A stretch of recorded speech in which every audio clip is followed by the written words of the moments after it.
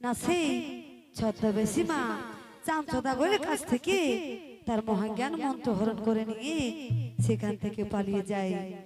আর গিয়ে তার সহচরী নেতা সখীকে বলছো, গো নেতা, আমি তোমার কথা মতো ওই চাঁদের কাছ থেকে তার মহাজ্ঞান মন্ত্র হরণ করে এনেছি। এবার আমার কি করতে হবে, তুমি আমায় উপায় বলে দাও। এই কথা যখন বলেছে অমনি আজ নেতা সখী বলছে, দেবী তুমি কোনো চিন্তা করো না, নিশ্চয়ই আমার কাছে একটা বুদ্ধি আছে। এদিকে এমন সময় আজ নেতা সখী বলছে, গো দেবী এবার তুমি দেখতে থাকো যে চাঁদ সদাগর তোমার পায়ে পূজা না দিয়ে কিভাবে থাকে। তাই বলছি, কিভাবে কিভাবে নেতা ওই চাঁদ সদাগর আমার কাছে কিভাবে আমার পায়ে পূজা দেবে। বলছো, গো দেবী তুমি এক কাজ করো, এবার তুমি চাঁদের 6 পুত্রকে মেরে ফেলো। চাঁদের 6 পুত্রকে মেরে ফেললে তবে চাঁদ সদাগর তাদের প্রাণ ভিক্ষা চাইবে তোমার কাছে, তখন সে নিশ্চয়ই তোমার পায়ে পূজা দেবে। এই কথা বলেছে। আর এদিকে আজ চাঁদ সদাগর সে মায়ের ছলনা বুঝতে না পেরে তার মহাজ্ঞান মন্ত্র হারিয়ে ফেলেছে। আর মহাজ্ঞান মন্ত্র হারিয়ে সেই মহল ভিতরে বসে অঝরনে কাঁদছে আর বলছে, আমি এত বড় ভুল করলাম, আমি ওই ছলনাময় বিশ্বহরিকে চিনতে পারলাম না, ছল করে আমার কাছ থেকে আমার মহাজ্ঞান মন্ত্র হরণ করে নিল।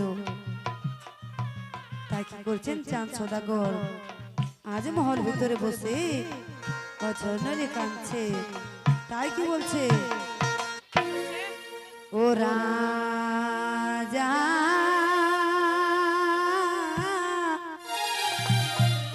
আজ কাঁদিছে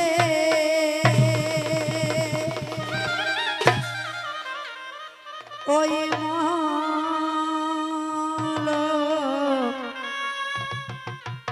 ভিতরে গো,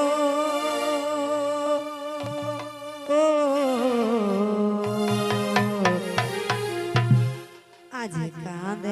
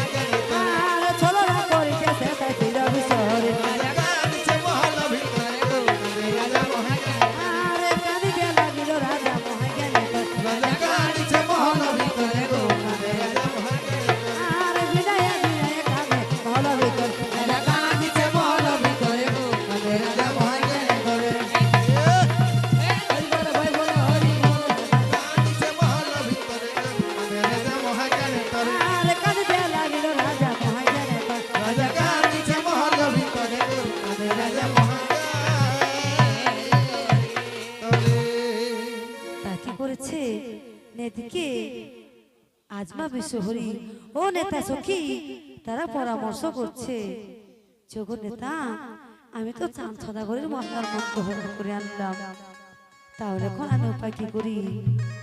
এমন সময় নেতা সখী বলছো গো দেবী, তুমি এক কাজ করো, তুমি তোমার পাণ্ডুনাকে দিয়ে চাঁদের 6 পুত্রকে দংশন করতে পাঠাও, তাদেরকে মেরে ফেলো। তাই পাণ্ডুনাকে দংশনে চাঁদের 6 পুত্রের মৃত্যু হলে চাঁদ সদাগর নিশ্চয়ই তোমার কাছে তাদের প্রাণ ভিক্ষা চাইতে আসবে, তখন তুমি নিশ্চয়ই তার কাছে পূজা পাবে। তাই তুমি দেরি করো না, এক্ষুনি তুমি তোমার পাণ্ডুনাকে ডেকে পাঠাও। তা না কি করেছে, আজ নেতার কথায় পাণ্ডুনাকে ডেকেছে, আর পাণ্ডুনাকে সে বলছে মা গো আমার কিবা কারণে ডেকেছো মা, কিবা প্রয়োজনে ডেকেছো? তাই পাণ্ডুনাকে আজ কি বলছেন মা বিশ্বহরি, ও রে শুনো শুনো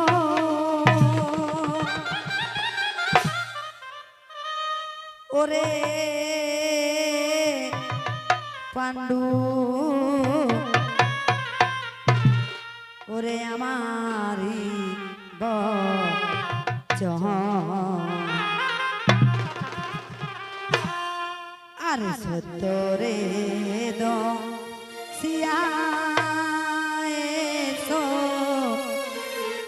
ওই চাঁদেরি নন্দন, ওরে শুনো শুনো ওরে পাণ্ডু আমারি বচন,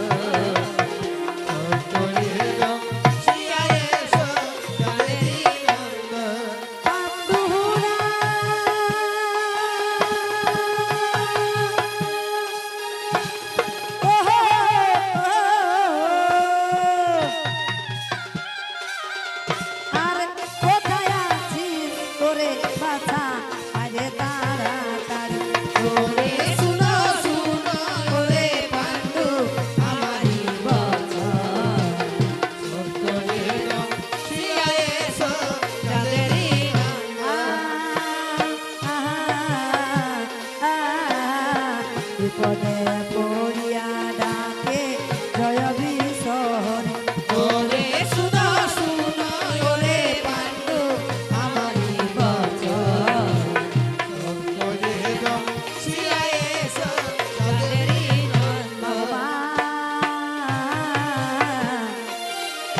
আজ কোথায় আছি তোরে বাছা, আরে তাড়াতাড়ি ওরে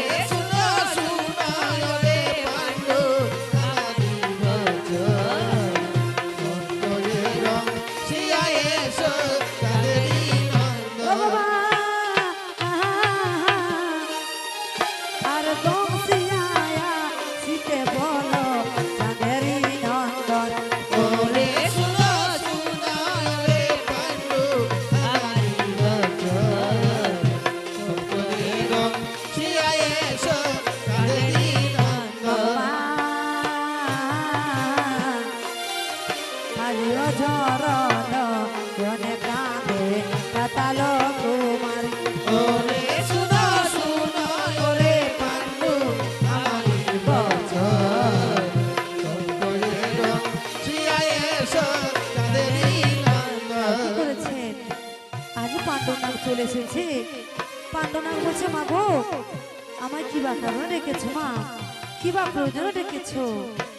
তা মা বলছে ওরে পাণ্ডনাগ তুই চলে যাস এই চম্পকনগরে চাঁদ সদাগরের বাড়িতে, আর সেখানে তার মহল ভিতরে শয়ন করে আছে চাঁদের 6 পুত্র, তাদেরকে দংশন করে তুই আমার কাছে ফিরে আসবি।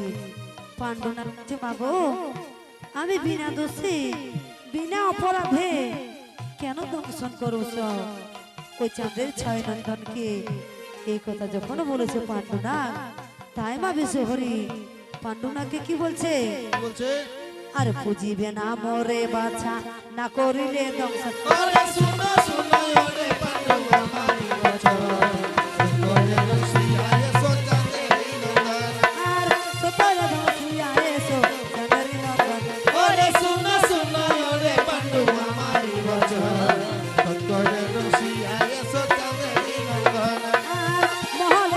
ছয় পুত্র করেছে শয়ন ওরে শুনো শুনো ওরে পান্ডু আমারই বচন করে বসিয়াছ চাঁদেরি নন্দন আর বলিতে লাগিল গো বিশ্বহরি মাতা ওরে শুনো শুনো ওরে পান্ডু আমারই বচন করে বসিয়াছ চাঁদেরি নন্দন আর বলিতে লাগিল গো তা সহচর ওরে শুনো শুনো ওরে পান্ডু আমারই বচন করে বসিয়াছ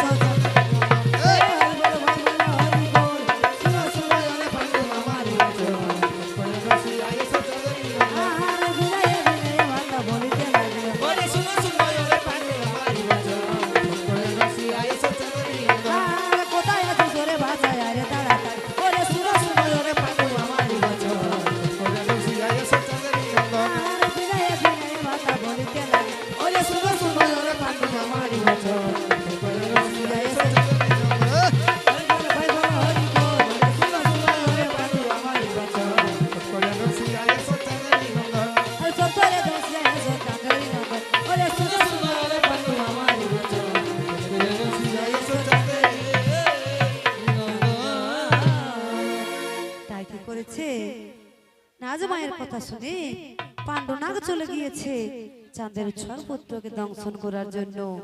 আর সেখানে গিয়ে সেই মহল ভিতরে প্রবেশ করে চাঁদছড়া করে ছয় পুত্রের রূপ দেখে সে মুগ্ধ হয়ে গেছে। কিছুতেই তাদেরকে দংশন করতে পারছেন না, তাই মনে মনে চিন্তা করছে যে তাদের এত সুন্দর রূপ আমি কিভাবে দংশন করব? তারা তো আমার কোনো দোষ করেনি, আমার কোনো অপরাধ করেনি, তাহলে কেন আমি দংশন করব? তাই পাণ্ডনাগ বলছে, না না, আমাকে তো সেই মায়ের আদেশ পালন করতে হবে, আমাকে তো দংশন করতে হবে, আমার যে উপায় নেই। এই বলে আজ কি করেছে না, পাণ্ডনাগ চাঁদের ছয় পুত্রকে দংশন করে আর ছুটতে চলে যায় মায়ের কাছে। আর কি বলছো, মা গো, আমি তোমার কথা মতো চাঁদের ছয় পুত্রকে দংশন করে পেরেছি তো মা, এবার তুমি খুশি তো? এমন সময় মা বলছে, হ্যাঁ রে বাবা, এবার আমি অনেক খুশি, এবার তুই চলে যা আমার কাছ থেকে, এবার আমি দেখি ওই চাঁদ সদাগর তার পুত্রদের জন্য আমার কাছে তাদের প্রাণ ভিক্ষা চাইতে আসে কিনা। এই কথা বলেছে মা বিশ্বহরী। আর এদিকে আজ চাঁদ সদাগর বলছে, বুঝেছি, ওই সবই ওই কানে চ্যাংমুড়ি ছলনা, তবু তুই আমায় যতই ভয় দেখাস, আমার ছয় পুত্রকে কেন যদি আমার প্রাণটুকু কেড়ে নেয়, তবু আমি ওই শিব পূজা ছাড়া আর অন্য কোনো দেবদেবের পূজা করব না। তাই কি করেছে আজ চাঁদ সদাগর মা বিশ্বহরীকে অত্যন্ত রেগে গিয়ে আর কি করেছে, বুকে সাহস নিয়ে, মনে সাহস নিয়ে বারবার করে আজ কাঁদতে কাঁদতে চাঁদ সদাগর ওই জয় মা বিশ্বহরীকে কি বলছে, ওই আমার ধন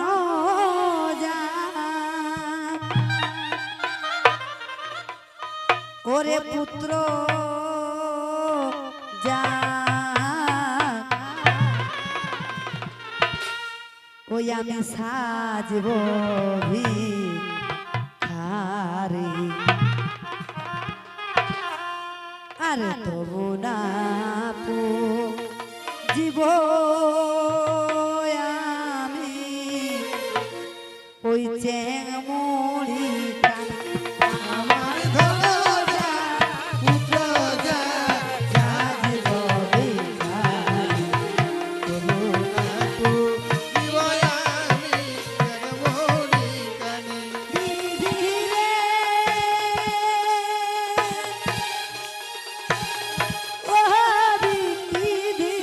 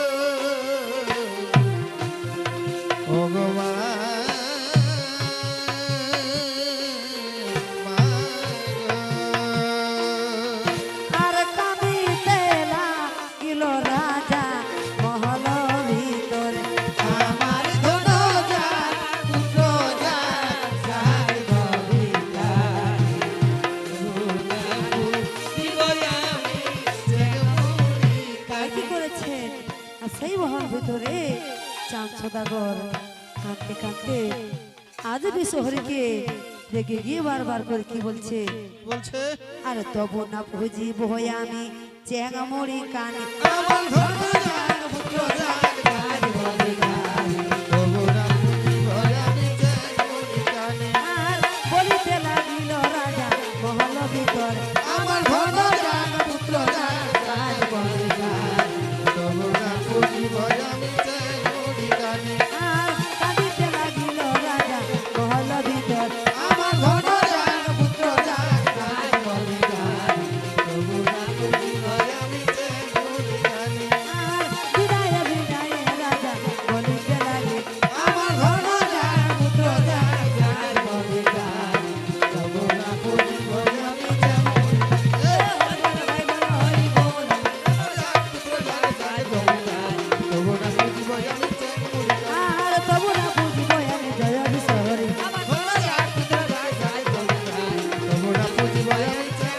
আর কাঁদিতে লাগিল রাজা মহাজ্ঞানে, হরি বল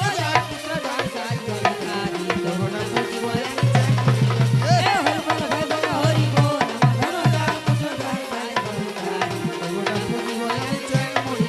আর বলিতে লাগিল রাজা মহল ভিতর,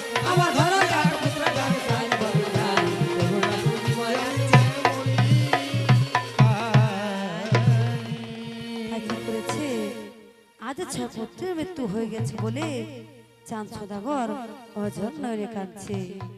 তাই মা পার্বতী তার একনিষ্ঠ ভক্ত ওই চাঁদ সদাগরকে কাঁদতে দেখে আর দৈববাণী করে বললেন, ওরে চাঁদ তুই চলে যা, চলে যাও যা ধনন্তরীর কাছে, সেখানে ও যা দাদার কাছে আছে মহাজ্ঞান মন্ত্র,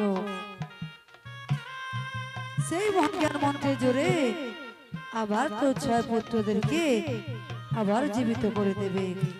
তাই তুই দেরি করিস না বাবা, এক্ষুনি চলে যাও যা ধনন্তরীর বাড়িতে। তাই চাঁদ সদাগর কি করেছে না নেড়াই না ফোরকে ডাক দিয়ে বলছে, ওরে নেড়াই তুই দেরি করিস না, তুই এক্ষুনি চলে যাচ্ছে ও যা ধনন্তরীর বাড়িতে, আর তাকে যত তাড়াতাড়ি সম্ভব আমার কাছে নিয়ে আয়। তাই নেড়াই নফর রাজার কথা শুনে চলে গিয়েছে ও যা ধনন্তরীর বাড়িতে। আর তাকে গিয়ে বলছে, ওই ও যা ধনন্তরী তুমি কি বাড়িতে আছো? ও যা ধনন্তরী আজ ডাক শুনে বাড়ির বাড়ি এসে বলছে, হে তোমার কি নাম, কোথায় ধাম? তোমাকে তো আমি কোনোদিনও দেখিনি, তোমাকে তো আমি চিনতে পারছি না। নেড়াই নফর বলছে, ওই ওঝা আমার বাড়ি ওই চম্পকনগরে, আমার নাম নেড়াই নফর। তা সেই চম্পকনগরের রাজা চাঁদ সদাগর তোমাকে এক্ষুনি ডেকে পাঠিয়েছে, তাই তুমি দেরি করো না, এক্ষুনি আমার সাথে চলো। ধনন্তরী বলছে, ঠিক আছে নেড়াই নফর তাই হবে। এই বলে ও যা ধনন্তরী তার ঝোলা নিয়ে চলে যাচ্ছে চম্পকনগরের পথে। আর সেখানে গিয়ে চাঁদ সদাগরের বাড়িতে গিয়ে রাজাকে বলছে, হে রাজন আমাকে কিবা প্রয়োজনে রেখেছেন? চাঁদ সদাগরকে বলছে, ও হে ওঝা ওই যে দেখছো আমার 6 পুত্রকে ওই মনসার নাগে দংশন করে মেরে ফেলেছে, তাদেরকে তুমি এক্ষুনি জীবিত করে ফেলো। ধনন্তরী বলছে, ঠিক আছে রাজা মশাই তাই হবে। এই বলে তার মহাজ্ঞান মন্ত্রের জোরে আবার চাঁদের 6 পুত্রকে জীবিত করে তুলেছে।